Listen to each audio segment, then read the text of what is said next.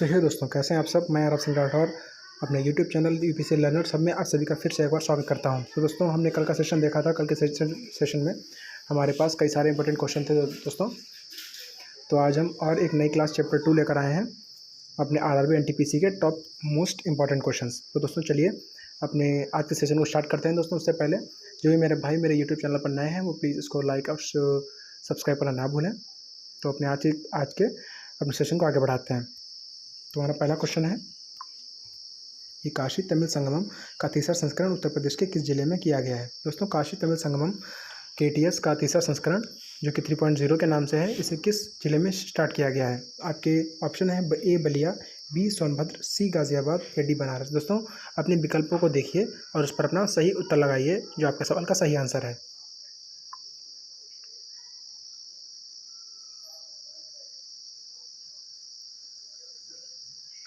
तो आपके सवाल का जो सही आंसर हो जाएगा वह हो जाएगा बनारस। जी हाँ दोस्तों, जो काशी तमिल संगमम का तीसरा जो संस्करण था 3.0 का, तो इसका जो शुभारंभ किया गया है वो उत्तर प्रदेश के आपके बनारस जिले में किया गया है। चलिए इसके बारे में कुछ और हम जरूरी जानकारी ले लेते हैं। तो काशी तमिल संगमम KTS का 3.0 का जो इसका आयोजन दोस्तों 15 से 24 फरवरी तक किया गया था 2025 में बनारस जिले में। और ये शिक्षा मंत्रालय द्वारा शुरू किया गया कार्यक्रम था। इसका उद्देश्य उत्तर प्रदेश सरकार के सहयोग से आयोजित इस प्रतिष्ठित सांस्कृतिक उद्देश्य का जो पहल का जो उद्देश्य था वो तमिलनाडु और काशी के बीच प्राचीन सभ्यता के अटूट बंधन को बनाए रखना था। दोस्तों, इसी प्रयोजन से इसमें जश्न मनाया गया और उसको मजबूत करने की शपथ ली गई। तो दोस्तों, ये भारत सरकार के शिक्षा मंत्रालय द्वारा शुरू किया गया वार्षिक सांस्कृतिक आदान प्रदान प्रोग्राम है। सवाल नंबर 2 की। सवाल नंबर 2 हमारे पास है कि हाल ही में 16 जून 2025 को PM मोदी को किस देश का सर्वोच्च नागरिक सम्मान प्रदान किया गया। तो दोस्तों, 16 जून 2025 को PM मोदी को किस देश का सर्वोच्च नागरिक सम्मान प्रदान किया गया। तो आपके पास विकल्प हैं A America, B Japan, C Nigeria या D साइप्रस। आपका सही उत्तर क्या हो जाएगा। दोस्तों, अपने सवाल को देखिए, उसके विकल्पों को देखिए और उस पर अपना सही उत्तर लगाइए।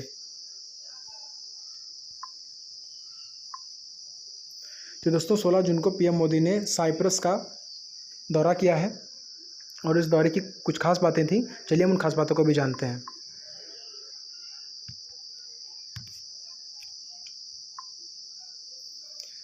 तो दोस्तों, प्रधानमंत्री मोदी जी ने 16 जून 2025 को साइप्रस के राष्ट्रपति निकोस क्रिस्टोडोलाइड्स द्वारा Grand Cross of the order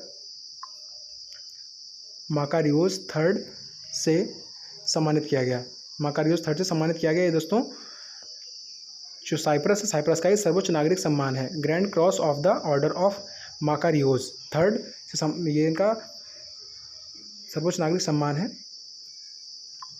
जो वैश्विक नेताओं को अंतर्राष्ट्रीय संबंधों और शांति के क्षेत्र में उत्कृष्ट योगदान के लिए दिया जाता है। यह सम्मान PM मोदी को भारत साइप्रस संबंधों को मजबूत करने और वैश्विक सहयोग को बढ़ावा देने के लिए प्रदान किया गया। यह एक यात्रा ऐतिहासिक है क्योंकि नरेंद्र मोदी जो हैं साइप्रस की यात्रा करने वाले पहले प्रधानमंत्री बने हैं। जी हाँ दोस्तों, इससे पहले किसी भी भारतीय प्रधानमंत्री ने साइप्रस देश की यात्रा नहीं की है।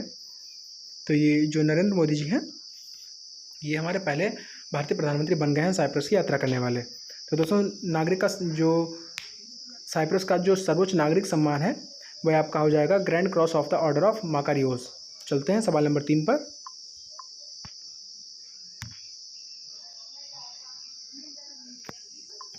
सवाल नंबर 3 हमारा हो जाएगा कि निम्न में से किस संविधान संशोधन को मौलिक संरचना सिद्धांत के आधार पर सुप्रीम कोर्ट ने असंवैधानिक घोषित कर दिया। दोस्तों, किस संविधान संशोधन को मौलिक संरचना सिद्धांत के आधार पर सुप्रीम कोर्ट ने असंवैधानिक घोषित कर दिया था। आपके विकल्प हैं A 46वां संविधान संशोधन, B 93वां संविधान संशोधन या C 73वां संविधान संशोधन या D 99वां संविधान संशोधन। आपका कौन सा संशोधन सही हो जाएगा।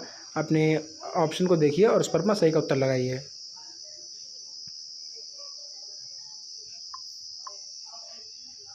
तो आपके सवाल का सही जो आंसर हो जाएगा वह हो जाएगा 93वां संविधान संशोधन। जी हाँ दोस्तों, 93वें संविधान संशोधन 2002 के दौरान ये बात कही गई थी कि मौलिक संरचना के जो सिद्धांत हैं उनको सुप्रीम कोर्ट ने असंवैधानिक घोषित कर दिया था। चलिए बात करते हैं सवाल नंबर 4 की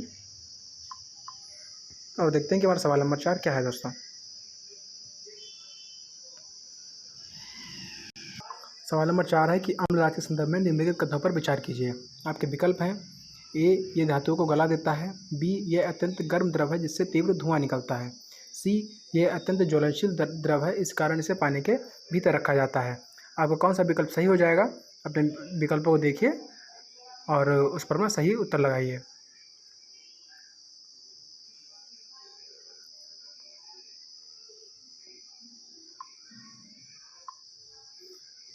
तो दोस्तों जो आपके सवाल का नंबर विकल्प ए है कि ये धातुओं को गला देता है, ये बात बिल्कुल सही है दोस्तों। जो अम्लराज होता है ये धातुओं को गला देता है।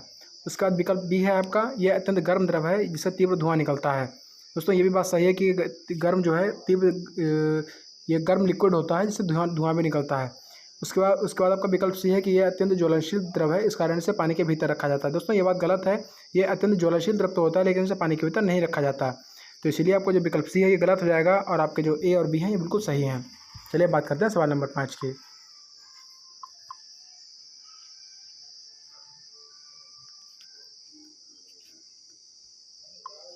सवाल नंबर 5 है कि विश्व का सबसे ऊंचा राम मंदिर श्री राम वैदिक सांस्कृतिक ट्रस्ट द्वारा कहाँ बनाने की घोषणा की गई है? विश्व का सबसे ऊंचा राम मंदिर श्री राम वैदिक सांस्कृतिक ट्रस्ट द्वारा। दोस्तों इसको कौन बनवा रहा है? इसको श्री राम वैदिक सांस्कृतिक ट्रस्ट बनवा रहा है। और इस मंदिर को कहाँ बनाने की घोषणा की गई है दोस्तों? A, Brazil, B, Christchurch New Zealand, C, Perth Australia या डी, न्यूयॉर्क। तो दोस्तों इसको कहाँ बनाने की घोषणा की गई है?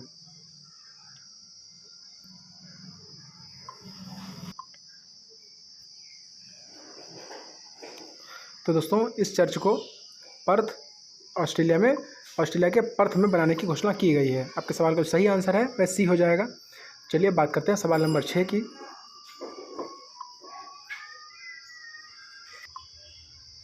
सवाल नंबर 6 हमारा ये रहा कि हाल ही में भारत और फ्रांस के बीच नौसेना अभ्यास वरुण का कौन सा संस्करण आयोजित किया गया है? दोस्तों कौन सा संस्करण आयोजित किया गया है? ए, 20वां, बी, 15वां, सी, 23वां या डी, 21वां। तो दोस्तों ये सारे क्वेश्चंस करंट अफेयर्स के दृष्टि से काफ़ी ज़्यादा इंपॉर्टेंट हो जाते हैं, तो आप वीडियो को बिल्कुल भी स्किप ना करें और कंप्लीट वॉच करें। तो दोस्तों जो भारत और फ्रांस के बीच नौसेना अभ्यास वरुण का जो संस्करण हुआ है तो वो कौन सा संस्करण हो जाएगा? वह आपका हो जाएगा 21वां संस्करण। तो सवाल का आंसर डी बिल्कुल सही है।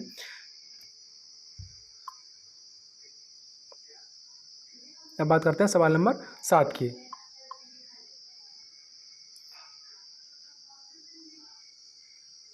सवाल नंबर 7 है कि दल बदल कानून संविधान की किस अनुसूची से संबंधित है? तो दोस्तों जो दल बदल कानून है वो संविधान की किस अनुसूची से संबंधित हो जाएगा? आपके विकल्प हैं सूची 8, अनुसूची 10, अनुसूची 6 और अनुसूची 9वीं। तो कौन सा आपका सही उत्तर हो जाएगा उस पर अपना टिक लगाइए।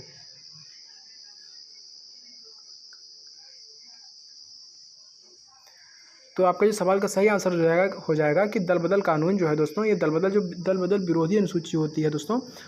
दल बदल विरोधी कानून से तो उसका जो संबंध होता है आपके अनुसूची 10 से होता है, लेकिन जो दल बदल कानून होता है दोस्तों इसका संबंध संविधान की अनुसूची 9 से किया गया है।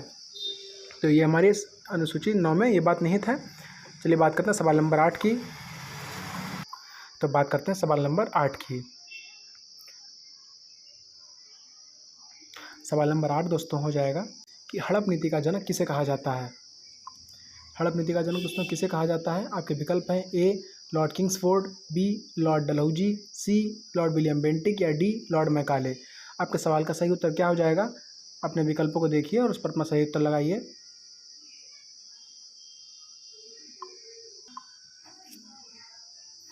तो दोस्तों जो भारत में हड़प नीति का जो जनक कहा जाता है वह कहा जाता है लॉर्ड डलहौजी को। जी हाँ दोस्तों, लॉर्ड डलहौजी आपका सवाल का सही उत्तर हो जाएगा। चलिए बात करते हैं इसके आगे सवाल नंबर 9 की। सवाल नंबर 9 है कि बिंबिसार किसका पुत्र था? जो सम्राट बिंबिसार था वह किसका पुत्र था? ए, चंद्रगुप्त, बी, स्कंदगुप्त, सी, भट्टिया या डी, लोहिया। अपने विकल्पों को देखिए और सही उत्तर का चयन करिए। तो दोस्तों जो बिंबिसार था वह भट्टिया का पुत्र था। जी हाँ दोस्तों, आपका जो आंसर सी है वो सही है। चलिए अब इससे कुछ की पॉइंट्स देख लेते हैं।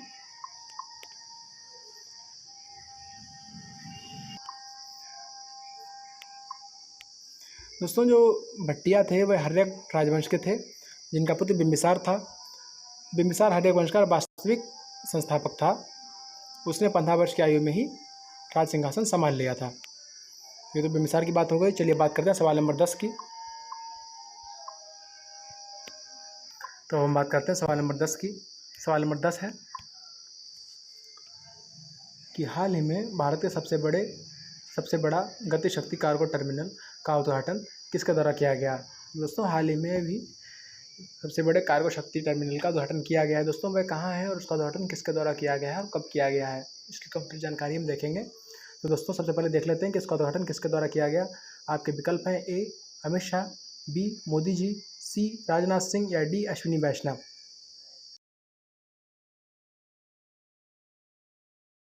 तो दोस्तों अपने विकल्प को देखिए और उस पर अपना सही उत्तर लगाइए। दोस्तों समय आपके पास निश्चित है और आपको सवाल 20 करने हैं, तो सवाल को ध्यान से देखिए और उस पर अपना जल्दी से उत्तर लगाइए। तो आपका सवाल का सही उत्तर हो जाएगा, वह हो जाएगा अश्विनी वैष्णव। जी हाँ दोस्तों, जो भारत का सबसे बड़ा जो शक्ति कार्गो टर्मिनल है उसका उद्घाटन अश्विनी वैष्णव जी के द्वारा किया गया। चलिए बात करते हैं कुछ इंपॉर्टेंट की पॉइंट्स की। तो दोस्तों चलिए देखते हैं। आप नोट में सभी बातें दोस्तों नोट करते हुए चलिएगा, ताकि आप इसको इन बातों को भूले नहीं और रिवीजन के लिए आपके काफ़ी काम आए। तो दोस्तों ये मारुति सुजुकी के मानेसर प्लांट में गति शक्ति मल्टी मॉडल कार्गो टर्मिनल का उद्घाटन केंद्रीय मंत्री अश्विनी वैष्णव जी ने किया है।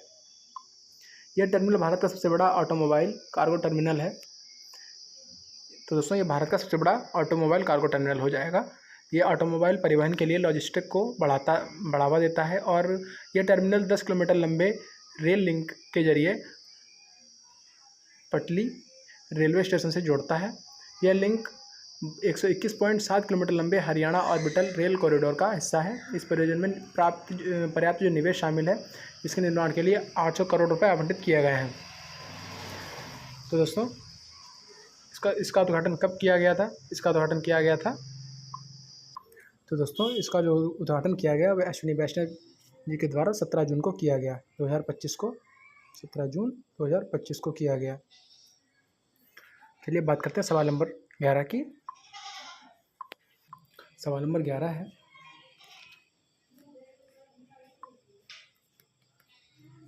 कि किंटा घाटी किस लिए प्रसिद्ध है।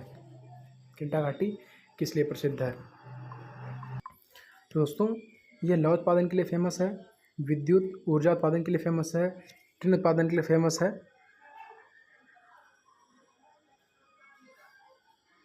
या चाय उत्पादन के लिए फेमस है।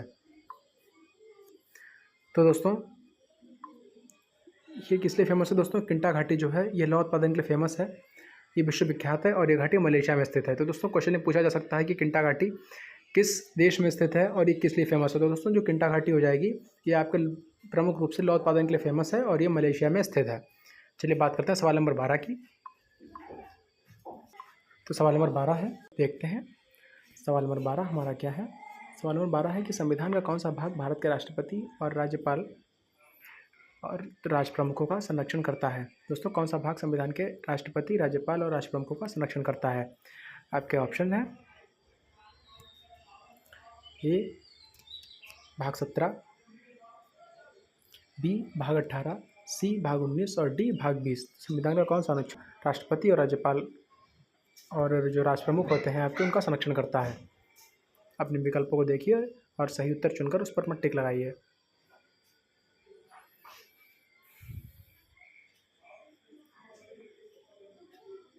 तो दोस्तों संविधान का भाग 19 जो है ऐसा करता है कि जो आपके जो राष्ट्र प्रमुख जो होते हैं, राष्ट्रपति हो गए, आपके राज्यपाल हो गए या और भी अन्य राष्ट्र प्रमुख जो होते हैं उनका संरक्षण करता है। तो इसलिए आपके सवाल का जो आंसर है वो सी सही हो जाएगा। चलिए बात करते हैं सवाल नंबर 13 की। सवाल नंबर 13 है, सवाल नंबर 13 क्या है कि दामोदर नदी का उद्गम स्थल कहाँ है। यानी दोस्तों दामोदर नदी का उद्गम स्थल है, कौन सा उद्गम स्थल हो जाएगा? आपके पास आपके विकल्प हैं ए दक्कन का पठार, बी कांगो बेसिन, सी दक्षिण भारत का मैदान या डी छोटा नागपुर। तो आपके सवाल का कौन सा आंसर सही हो जाएगा? अपना विकल्प देखिए और सही का उत्तर लगाइए।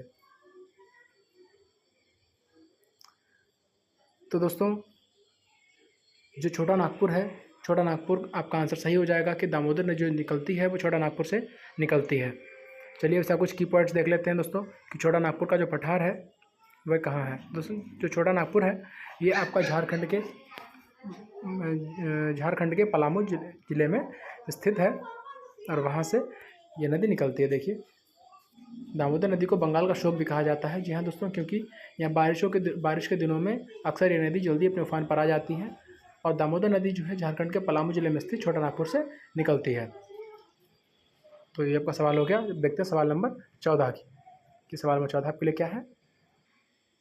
सवाल नंबर 14 है कि कोलेरू झील कहाँ स्थित है। तो दोस्तों कोलेरू झील जो है वो कहाँ स्थित है? आपके विकल्प हैं ए हरियाणा, बी राजस्थान, सी कर्नाटक या डी राजस्थान। तो जो आपके विकल्प में हो जाएंगे अपने सही उत्तर को देखिए और उस पर अपना टिक लगाइए। तो दोस्तों जो कोलेरू झील हो जाएगी ये आपके आंध्र प्रदेश में स्थित है। आपके सवाल का जो आंसर है वो बी सही है। अब बात करते हैं सवाल नंबर 15 की। सवाल नंबर 15 क्या है, चलिए जानते हैं। दोस्तों इस PDF को आपके करंट की दृष्टि से भी काफ़ी ज़्यादा इंपॉर्टेंट तरीके से इसको बनाया गया है। तो प्लीज़ सेशन को लाइक करें और अपने फ्रेंड सर्कल में शेयर अवश्य कर दें। तो हाल ही में गूगल ने एशिया पैसिफिक क्षेत्र का पहला सेफ्टी इंजीनियरिंग सेंटर स्थापित किया गया है। दोस्तों ये भारत के किस राज्य में स्थापित किया गया है? जो गूगल है, गूगल ने भारत और प्रशांत महासागर यानी एशिया पैसिफिक इंडो पैसिफिक क्षेत्र का पहला सेफ्टी इंजीनियरिंग सेंटर स्थापित किया गया है। ये किस राज्य में स्थापित किया गया है? आपके विकल्प हैं ए कर्नाटक, बी मध्य प्रदेश, सी गुजरात या विकल्प डी की बात करते हैं तो विकल्प डी आपका हो जाएगा हैदराबाद।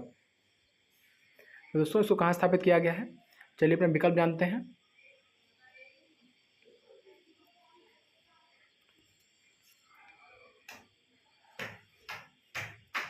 तो दोस्तों जो ऑनलाइन सुरक्षा और डेटा प्राइवेसी को मजबूत करने के उद्देश्य से गूगल ने 18 जून सन 2025 को हैदराबाद में एशिया पैसिफिक क्षेत्र का पहला और वैश्विक स्तर पर चौथा सेफ्टी इंजीनियरिंग सेंटर GSEC स्थापित किया गया है। दोस्तों तो जो आपके विकल्प है दोस्तों, आपका सही आंसर कौन सा हो जाएगा? आपका सही आंसर हो जाएगा हैदराबाद।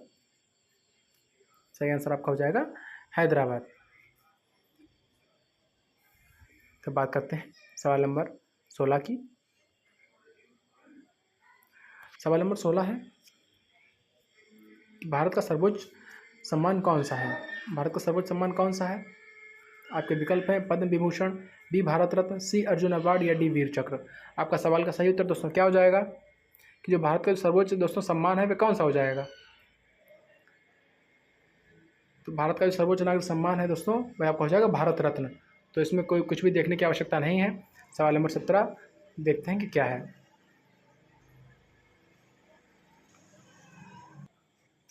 सवाल नंबर 17 है। सवाल नंबर 17 है कि संविधान का कौन सा अनुच्छेद धन विधेयक के संबंध में विशेष प्रक्रिया के बारे में बताता है? तो कौन सा जो अनुच्छेद है संविधान का जो धन विधेयक के बारे में आपको बताता है? आपके विकल्प है अनुच्छेद 109, अनुच्छेद 102, अनुच्छेद 110 या डी अनुच्छेद 108। तो कौन सा अनुच्छेद जो है आपको धन विधेयक के बारे में बताता है?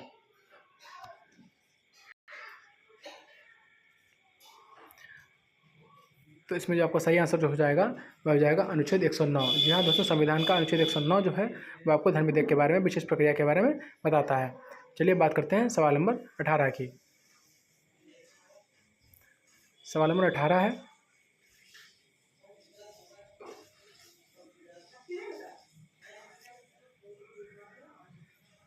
तो दोस्तों अब हम बात करते हैं सवाल नंबर 18 की कि सवाल नंबर 18 हमारा क्या है। सवाल नंबर 18 हो जाएगा कि सत्रिया नाच किस राज्य से संबंधित है? दोस्तों सत्रिया नाच जो है वो किस राज्य से संबंधित है? ए बिहार, बी छत्तीसगढ़, सी असम या डी मेघालय। तो सत्रिया नाच जो हो जाएगा ये आपका असम से संबंधित है, असम राज्य से संबंधित है। चलिए बात करते हैं सवाल नंबर 19 की।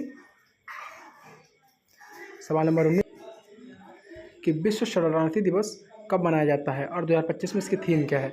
विश्व शरणार्थी दिवस कब मनाया जाता है और 2025 में इसकी थीम क्या है। आपके विकल्प हैं विद्यार्थियों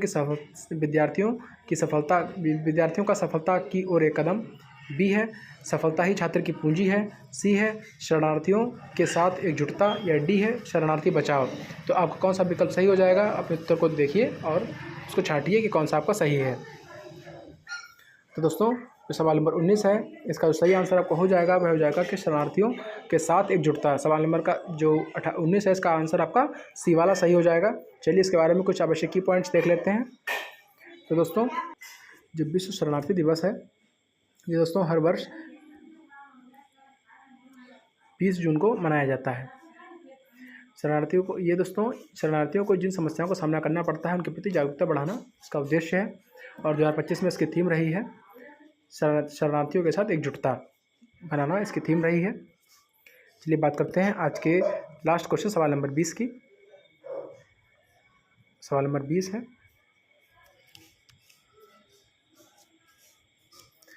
सवाल नंबर 20 हमारा क्या है कि भारत में मुद्रा छापने का अधिकार किसके पास है। दोस्तों भारत में मुद्रा छापने का अधिकार किसके पास है, अपने विकल्प देखते हैं RBI, सेबी, वित्त मंत्रालय और भारतीय स्टेट बैंक। तो दोस्तों ये आज का लास्ट क्वेश्चन है। उम्मीद करता हूँ आपको सेशन अच्छा लगा होगा और ऐसे ही और वीडियोस पाने के लिए मेरे यूट्यूब चैनल UPSC लर्नर सबको दोस्तों सब्सक्राइब कर लें और बेल आइकन प्रेस करना ना भूलें। और हमारा जो सवाल का आंसर हो जाएगा वह हो जाएगा RBI। जी हाँ दोस्तों, भारत में मुद्रा छापने का जो अधिकार है वो सिर्फ RBI के पास है। तो आज का सेशन हम यहीं क्लोज करते हैं। अब बात मिलते हैं नेक्स्ट सेशन में। Thank you friends.